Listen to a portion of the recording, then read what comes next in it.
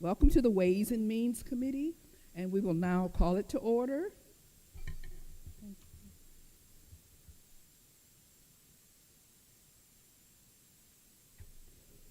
Okay, let's go ahead and get started with the approval of minutes. Can I get a motion to bring that to the table? Ms. Sharon and Terry, thank you. Any comments and questions in regards to January 2nd, 2024, to those minutes? This is January. Ooh.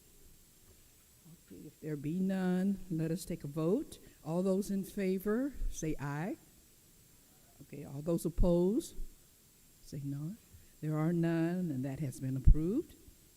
And moving on to our informational items, starting with Ms. Rachel's here with our county clerk's office.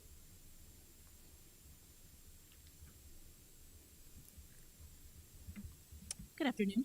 Good afternoon. I have no additions to the transaction report that was in the board members' packets, unless they have questions. Comments or questions to Ms. Rachel? There are none. Thank you. Okay. Okay, and we'll move on to the county clerk's office. Is there representation here? I see none. Going on to the supervisor assessment office, Dave Ryan, and would you state your name?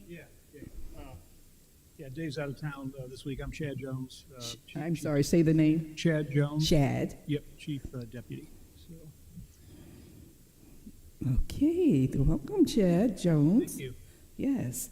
And do you have a report for us? Yeah, real quick, this time of year we're working on exemptions and a lot of seniors coming in and helping them fill out their exemption forms and lots of questions and phone calls, but that's the time of year we're in. Of course, Yeah. yes.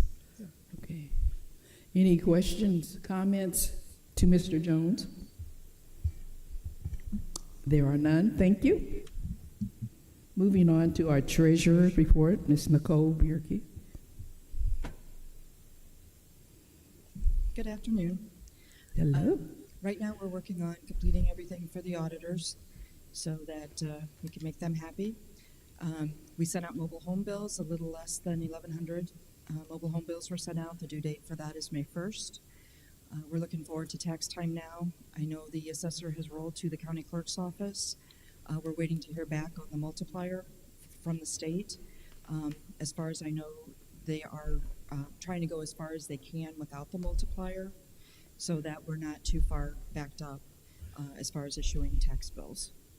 So that's where we're at with that. Any Okay. questions?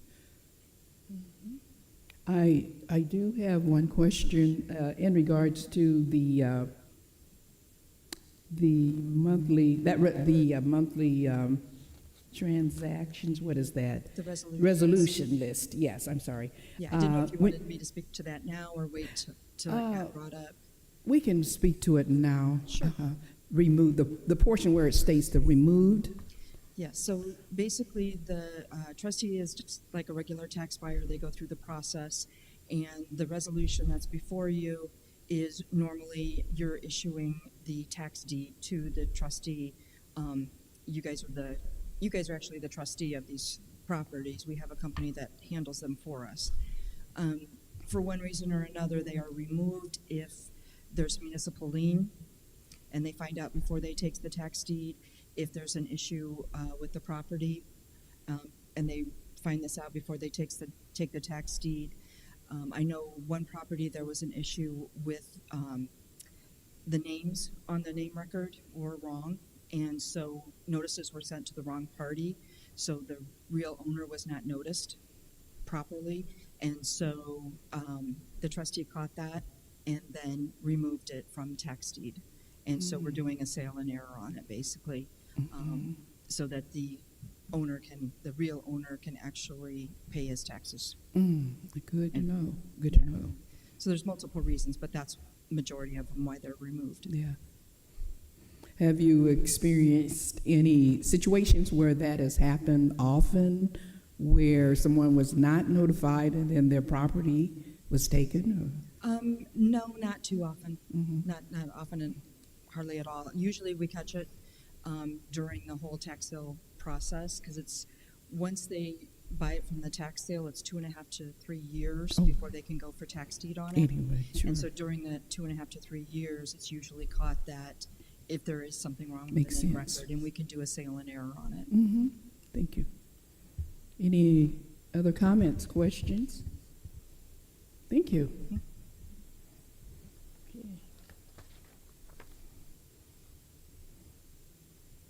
And moving on to our Veterans Assistance Commission informational report.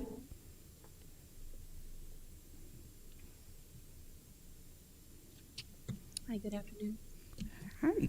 And would you tell us your name? Yes, ma'am. Trisha Collins. Okay. Hi, Tricia. Hi. So we are moving. We did a agenda briefing for a resolution to appropriate funds into for our move. Okay. And so we understand that Mike Brooks is absent, but he will have more detailed information. Scott, I don't know if this is the time you want to talk about this or wait to the resolution. I think it'd be more appropriate to kind of discuss when the resolution's on the floor, Madam Chair. Okay. So is that all you had, Tricia? Yes, ma'am. Okay. Thank you. Okay. Before we go into the resolutions, I would have a special request here for all of the departments that come under the Ways and Means Committee. I appreciate, first of all, as I mentioned earlier, one other time, that appreciate the reports that you all had submitted, the presentations. So now, so that we can all continue to stay in the know, I have a did you know? I'm sure you all have seen this around at various places, a did you know? And a did you know, like we're acronym DYK, is give us one thing that we as a board, and because people are viewing online, would like to know or need to know about your department. We don't have to do it today, but starting our next meeting, I would like just one item, did you know? There's something surely that you would like for us to know. Oh, there's lots of things. But you can pass it on. You can do it or pass it on to Mike. You don't have to do it today, but at the same time, starting our next meeting, I would request a did you know? Okay. I can give you one today. Sure, We why not? actually do sit on the veteran. Say it again, please. We sit on the Veterans Treatment Court. That's something that we have just started to get back into, and so we are helping veterans there, and we have been very successful in helping several of them with their claims with the VA, as far as getting them 100%, getting them out of some financial hardships. So we've been very successful in that since we went back on the board, the committee team since October. Oh, thank you. And that is called the Veteran Treatment Board. Did you? It's with Judge Patton, so we are on the Veterans. Veterans Treatment Court. Okay. Well, thank you. You're welcome. Good information. That was a did you know? Okay. Thank you very much. You're welcome. Any other questions or comments? Okay. Thank you. Okay. Okay, moving on into our resolutions. We have two, and first like to get a motion for the monthly delinquent taxes. I need a motion at this time. Terry, thank you. And Mr. Daniel Kelch, second. Okay. And this again is for our delinquent taxes, a resolution for that. Any questions, comments? Okay. If not, let's take it to a vote. All those in favor, please say aye. Aye. All those opposed? There are none. Thank you. And then we'll move on to our second resolution, which is from the VAC's 2024 appropriation of funds from fund balance. And I'm going to ask Scott if he would expound on that for us.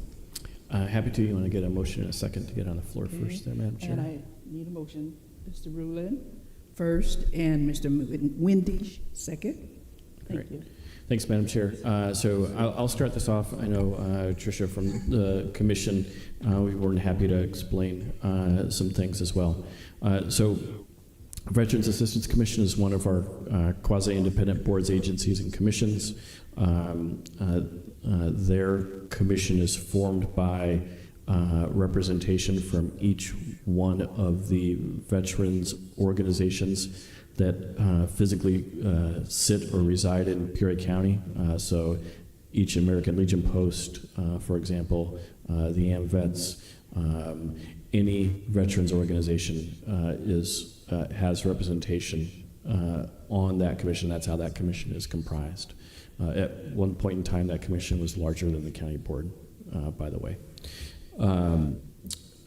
They've been at their current location on Dries Lane for a number of years.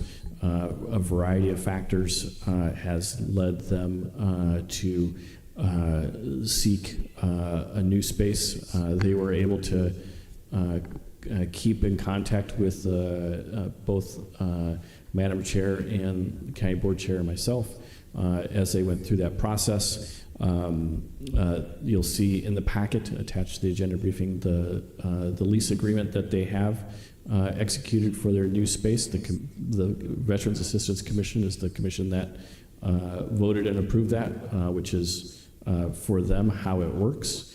And so they are going to be relocating to 4234 North Knoxville. If you're not familiar with where that is, that's the corner of Knoxville and Lake Street. It's in a space or in a building that's owned by Goldfine and Bowles, and they have a vacant space there that is very well suited for the commission's mission and the services that they deliver. What's before you today is not voting on that lease agreement. That the authority to sign that lease agreement rests with the Veterans Assistance Commission. What is before you is a budget amendment, and under your rules, it will come to just this committee and not Finance Committee because of the dollar value that we're dealing with. And it's a budget amendment from their fund balance in the amount of $100,000. If you look at the budget book back in the fall, we had estimated that FY23 would finish the year with a little over $700,000 in their reserves, and that it would grow by roughly $100,000 in FY24. So we can expect that their reserves are going to probably remain flat, right around that $715,000 to $720,000 range, depending on other performance issues in terms of the fund, in terms of how much PPRT revenue we get, how much interest income is being earned, so on and so forth. But suffice to say, it is not general fund dollars. It is their own separate special revenue fund. There's adequate reserves to cover this expense.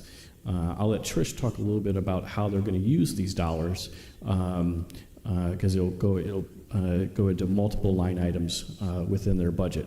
But you can see that attached to the agenda briefing and the resolution is the lease agreement. There's also a description from Mid-Illinois companies shown as Exhibit A in terms of what kind of work is going to be done and whatnot. So, Madam Chair, I would turn it over to Tricia at this time, and she can give you a little bit more detail on how the commission is going to use this $100,000 appropriation.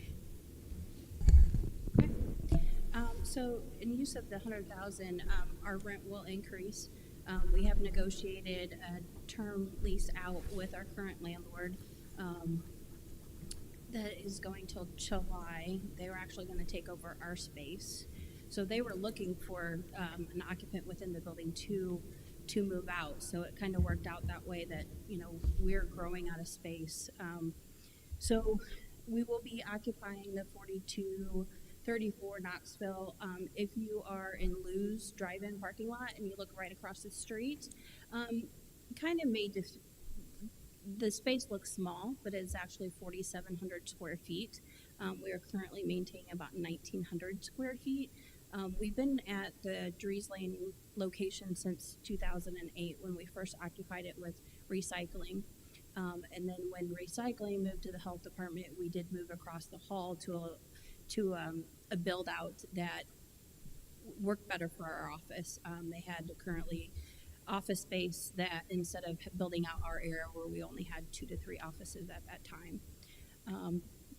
So over the years with the new laws that have went into place with the PACT Act, we are seeing a significant increase in veterans coming to our location, which is the reason why we started looking for a new location. It actually, over the years, during budget meetings, I talked to Scott a little bit and saying, you know, we're probably going to need to be looking for a new place, and it actually happened faster than I expected. Things are going very well. We met with Bold Fine and Bowles. They proposed a 10-year lease, taking on 100% of the construction. There is a few items that we did ask to increase, which would be the $22,000 you would see on the proposal. On the back page of page 17, the breakdown, which would be the upgrade to the countertops. We're going with accordion instead of laminate. Tend to see that kind of breaking off. So for long-term purposes, I thought that was a better need. We also asked for cabinets to go underneath the reception counter. And so we'll have drawers in that to keep our files in. That was an upgrade, which is the base cabinets. An access system, which is the Prox card system. So we'll be able to get in and out and have a secure area for ourselves and our staff and to enter the building, which is the $12,000. And then the security camera, we only have one camera, which will be in the waiting room, and that's the $3,970. That is $22,000 of the requested $100,000. So I didn't unfortunately bring the complete breakdown with me today, but we have an increase for the rent and then additional buyout of our current lease, which would be going to July. We have furniture, which we have coordinated with Widmer. Other supplies that we can then start having our conference room again and have our commission meetings. So there's quite a bit of money there with purchasing new furniture. Unfortunately, I try not to spend a lot of the money. I'm not frugal or, expend a lot. So we are doing a lot of comparison and trying to cut back in those areas. The furniture we do have, unfortunately, if we did move it, it would more likely just fall apart because we got a lot of those at Office Depot. I can't think of anything else at the moment. If you need more of a breakdown, I could get that to you. And I believe we will be working on that for the board meeting as well. Mm-hmm. Any comments or questions? Yes, Mr. Ruler. I understand that this is pretty much housekeeping. I can't pass up the opportunity to offer the benefit of experience, not from myself personally, but with the autonomy, the independence that the Veterans Commission has.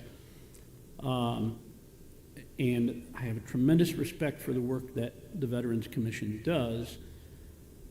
However, I think there was an opportunity missed here. The contract is already signed. The county's been through a situation in recent enough history where we had to pay rent in a situation where the lessor was making improvements to the building.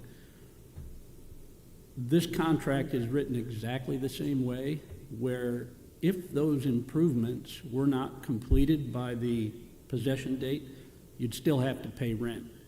Okay. What we offer as a benefit, in spite of our independence from one another, is a county council, in this case Jenny Boswell, the state's attorney's office would be, I think, thrilled to review these contracts.